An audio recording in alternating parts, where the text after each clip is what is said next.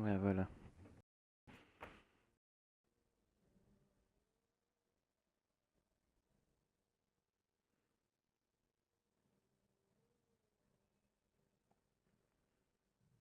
Hmm.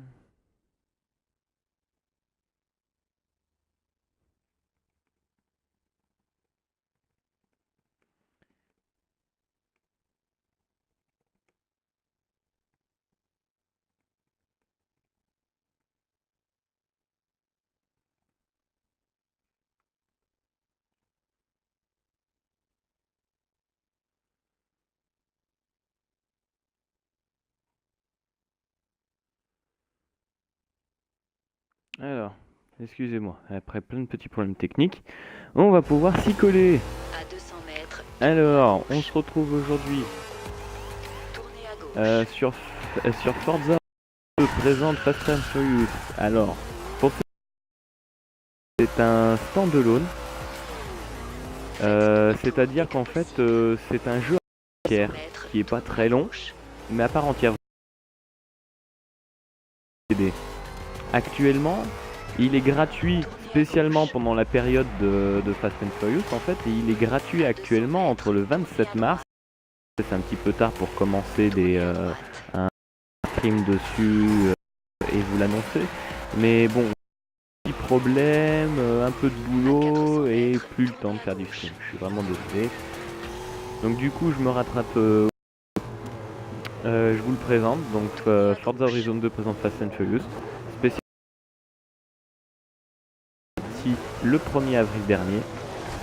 Et donc dans ce jeu, vous allez pouvoir piloter les voitures de Fast and Furious 7. Là, vous me voyez avec la Charger de Dominique Toretto, qui est vraiment une putain de bagnole. Et c'est vraiment là, par contre, on retrouve le Forza.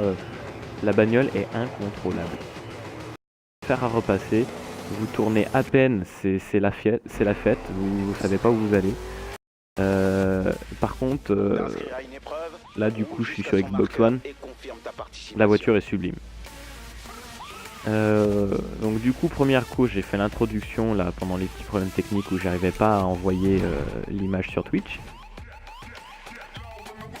Voilà, donc pour tous les possesseurs d'Xbox et d'Xbox One, vous pouvez le télécharger gratuitement jusqu'au 10 avril. Sinon après il faudra payer 10 € pour pouvoir le faire. C'est pas très cher, mais le jeu n'est pas forcément comment dire très long non plus. Donc voilà. Néanmoins, comme vous pouvez le voir, c'est très joli. Pourquoi j'ai la manette qui glande plus rien. Ah, c'est bon.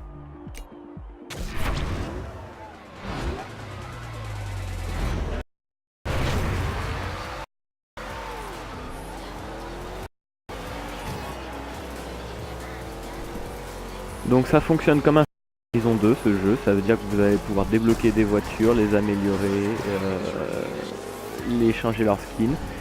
Cependant, on a la bonne surprise de pouvoir avoir les voitures du film Fast and Furious 7, ce qui est pas dégueulasse.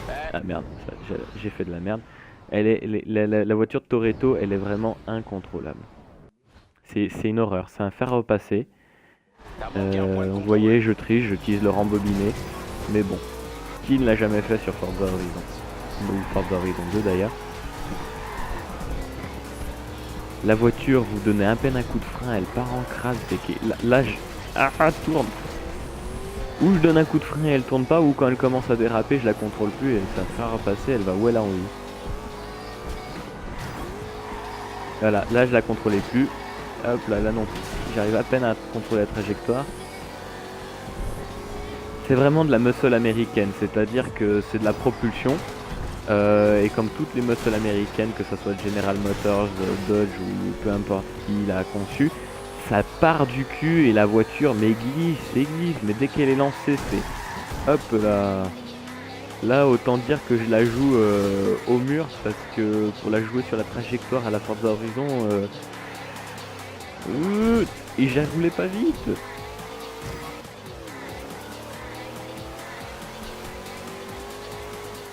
Bon, du coup, mon Kinect remarche aussi, donc vous m'avez en zoomé, donc vous allez voir ma tête en bien gros, ainsi que mes grimaces. Je sais pas si vous préfériez voir comme avant, c'est-à-dire en large, en très large, comme je l'avais mis pendant un temps, pendant que mon Kinect ne foutait plus rien.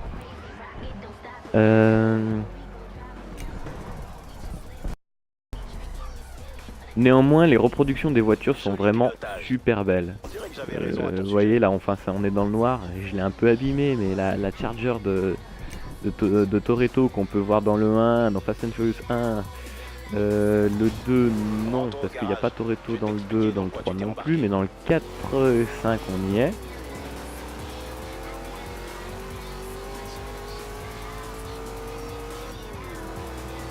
Moi je sais pas si vous voyez les petits messages publicitaires que la Xbox m'envoie. Un petit concours entre tes amis et toi. Tu dois passer devant ces radars le plus vite possible. Ouais, mais alors la Charger de Toretto pour passer vite devant ces radars, c'est pas la chose la plus compliquée à faire. Par contre, vous pouvez être lancé en ligne droite, quoi. Et dès que vous tournez, vous êtes foutu. Donc non, le jeu vous retrace pas la Forza Horizon, voilà, hein, le Fast and Furious 7, mais ça vous permet de, au long de missions qui pourraient arriver dans Fast and Furious ou qui sont arrivées dans Fast and Furious, vous pouvez avoir piloter des voitures. Voilà, on commence avec la Charger RT de Toretto avec son beau turbo. Enfin, son beau turbo compresseur qui dépasse du capot. Et rassemble-moi le reste de ces voitures.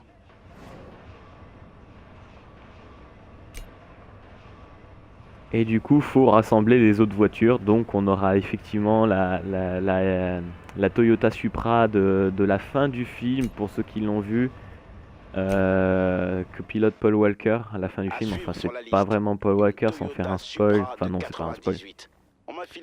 À la fin du film, ce n'est pas Paul Walker, vous serez plus d'un à le retrouver, c'est pour l'hommage à sa mort. Et bah voilà, la Toyota Supra, j'en parle.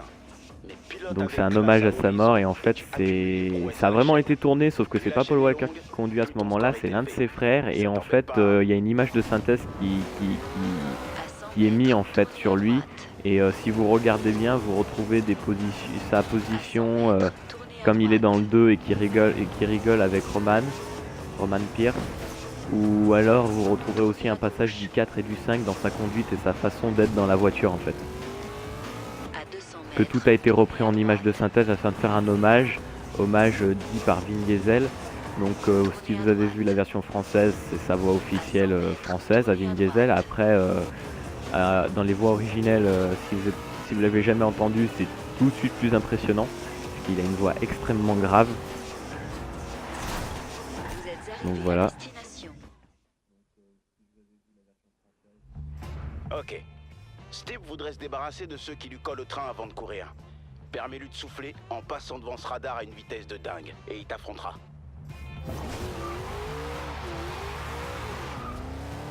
Battre l'objectif de vitesse, donc ouais, vous me direz, avec celle-là, c'est pas bien compliqué que battre un objectif de vitesse. Le seul problème, c'est que pour battre un objectif de vitesse avec celle-là, faut arriver à la conduire. Par contre, pour du drift, prenez celle-là, hein, easy le drift avec. Hein. Vous donnez un coup d'accélérateur un peu trop puissant et la voiture elle part en live toute seule. Et allez! Je suis pas bourré, je suis pas bourré, je suis pas bourré. Va falloir jouer au frein, non. J'aime pas jouer à frein à main dans les Forza, parce que étant donné que c'est un jeu qui se rapproche de la Simu, ça donne un effet assez particulier quand même. Aïe!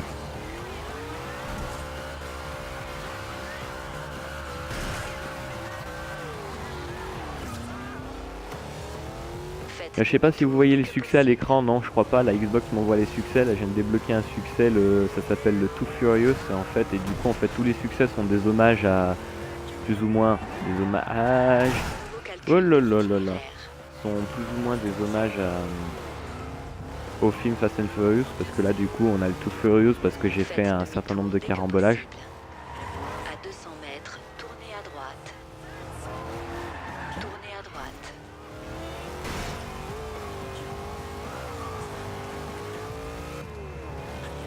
suis même... Réessayé, ouais. Trop lent de 4 km/h. Donc là on voit en l'écran de chargement, on voit quand même les belles voitures qu'on a pu rencontrer durant le film, pour ceux qui l'ont vu. Alors je sais que ça critique et tout ça, je sais pas par rapport au film. Le film, honnêtement, scénaristiquement parlant, vous pouvez poser votre cerveau, ça sera pas un souci. Par contre, côté scénario et côté... enfin non, pas côté scénario, qu'est-ce que je raconte? Côté... ah mince. Effets spéciaux, voilà, je cherchais. Côté effets spéciaux et côté voiture, ah, regardez-le, c'est du plus plaisir pour les yeux. Hein. À 200 mètres, tournez à gauche. Parce que bon, c'est une réplique en image de synthèse qu'ils ont utilisé, faut être d'accord. Mais des Lycan Hypersport, vous en verrez pas dans votre vie. Étant donné qu'il y en a 7 dans le monde et que c'est des multimilliardaires qui les possèdent, je doute que vous verrez une Lycan Hypersport sur un circuit ne serait-ce qu'un jour dans votre vie. Donc juste pour voir, même en image de synthèse, une Lycan Hypersport traverser 3 penthouses à Abu Dhabi, même en image de synthèse, ça mérite le coup d'élu. Bon, on n'aura pas eu de course à la coup de Bugatti Veyron, mais bon, faut pas exagérer, hein, ils nous font déjà une Lycan Hypersport, donc la Bugatti Veyron c'est limite anecdotique à côté de ça.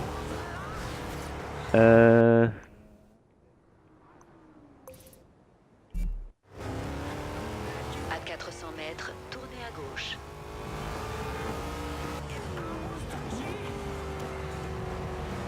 Tournez à gauche. Oh le chat. Vivement que je change de voiture, parce que celle-là elle est totalement incontrôlable. Franchement, je galère. Je ferai parvenir.